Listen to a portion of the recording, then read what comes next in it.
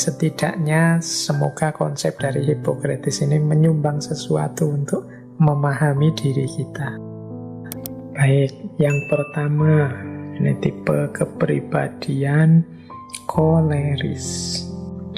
Orang yang tipenya koleris ini cenderung mudah marah, sukar mengendalikan diri, agresif. Jadi ciri khasnya apa orang koleris itu? Dia tegas, ingin cepat, aktif, kemauannya keras, sangat independen. Kemudian bisa membuat keputusan baik untuk dirinya maupun untuk orang lain. Tidak terlalu butuh motivasi, digerakkan, didorong. Tidak, dia mandiri, punya daya memotivasi diri sendiri, independen. Bahkan orang tipe koleris ini yang mampu mempengaruhi lingkungan sekelilingnya. Nah, ini tipe yang pertama. Ya, ada aspek-aspek positifnya, ada negatifnya.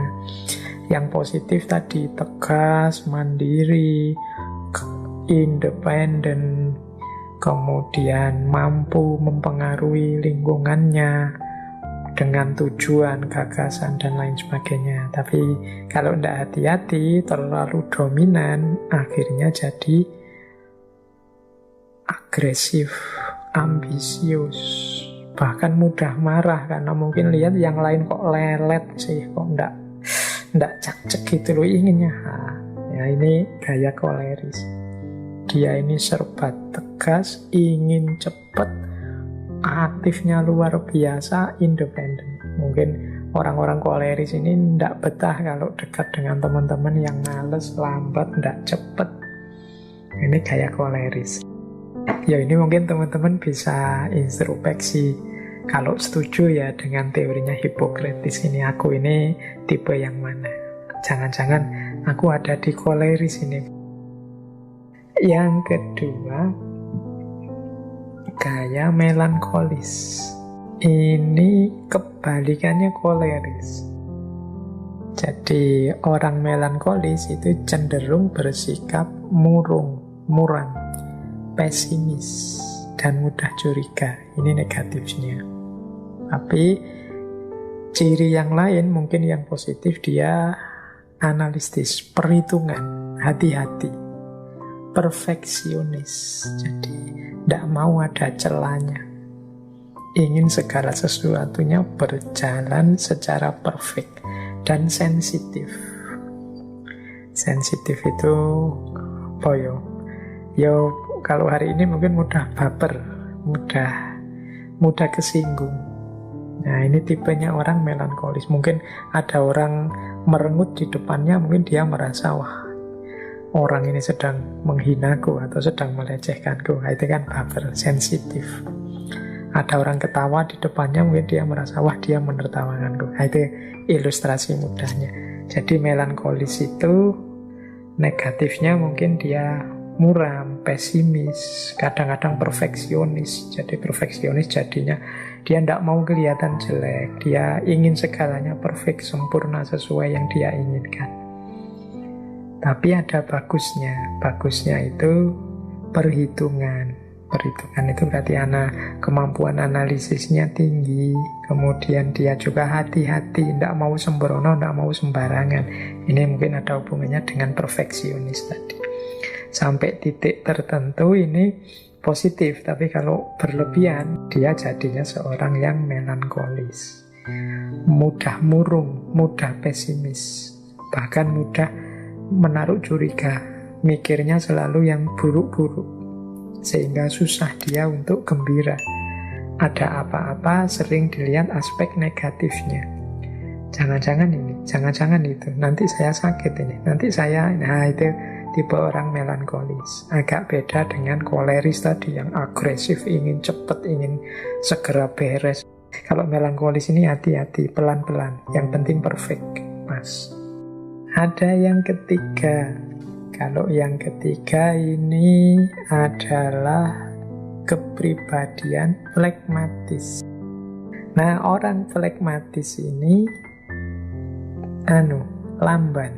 Negatifnya ya, lamban, pemalas. Tapi ada positifnya. Positifnya apa? Tenang. Tidak mudah dipengaruhi. Mudah menerima. Tidak mudah didistraksi. Tidak mudah ditarik orang lain. Karena dia sudah merasa nyaman dengan dirinya sendiri. Nah, itu tipe orang flegmatis. Ya kalau bablas, berlebihan ya tadi akhirnya jadi lamban dan pemalas. Nah ini teman-teman yang sering menyebut dirinya kaum rebahan, nah itu ya boleh, wong orang memang butuh istirahat, butuh rebahan. Menunjukkan kita nyaman, bisa menikmati hidup kita. Tapi jangan berlebihan, nanti jadi flegmatis. Akhirnya kalau berlebihan cenderung lamban dan males. Jadi tidak berkembang. Misalnya pandemi ini 2 tahun, punya produktivitas apa sepanjang 2 tahun ini? Anda punya apa-apa, Pak? Ya pokoknya jalan sajalah, nunggu pandemi selesai. Nah itu gaya orang-orang flegmatis. Apapun yang terjadi dia tenang, kemudian tidak mudah berubah pendirian, susah diprovokasi, dipengaruhi, tapi dalam pengertian yang berbeda dengan koleris tadi. Kalau koleris karena dia punya target, punya ambisi, sehingga masukan-masukan dari luar tidak terlalu didengarkan. Kalau flegmatis ini, dia orangnya tenang, mantap, nyaman dengan dirinya sendiri, jadi dia tidak butuh lagi masukan dari yang lain. Meskipun negatifnya sering jadi lamban dan males. Nah ini kepribadian flegmatis. Nah, ada yang keempat. Yang keempat ini kepribadian sanguinis. Nah, ini dekat dengan koleris tapi tidak seagresif itu. Sanguis ini orang yang positifnya adalah dia ceria, periang, optimis, hangat kepribadiannya, lincah, bersemangat. Tapi juga ada negatifnya, yaitu apa? Sering meledak-ledak, heboh, sering terombang-ambing emosinya. Kadang-kadang peristiwa biasa-biasa saja bisa jadi luar biasa karena dibesar-besarkan, atau kesedihan yang biasa bisa jadi hebohnya, seolah-olah kesedihan yang luar biasa. Itu sanguinis. Jadi dia optimis sebenarnya, lincah, penuh semangat, meluap-luap. Tapi kalau tidak hati-hati, jadi meledak-ledak, mudah heboh, mudah wow. Nah ini berarti nanti dia efeknya mudah dipengaruhi, mudah diprovokasi. Ini bergaul dengan orang sanguinis itu enak biasanya. Hangat, ceria, optimis, karena dia penuh semangat. Tapi ya itu tadi, dia mudah terombang-ambing ke sana kemari. Kepribadiannya kepribadian yang heboh. Nah ini sanguinis. Baik, ya ini teori saja dari Hippocrates. Ya kalau cocok buat teman-teman ya monggo. Paling tidak hikmahnya dari teori ini kan jadi alat untuk kita mengenali diri. Ya mungkin kategori-kategorinya bagi para ahli psikologi atau ahli biologi, ahli kedokteran hari ini sudah tidak relevan lagi, tapi mungkin secara konseptual bisa kita pakai juga untuk sekedar mengenali diri. Karena kalau dalam filsafat itu kan unsur mengenali diri ini sesuatu yang vital, yang penting.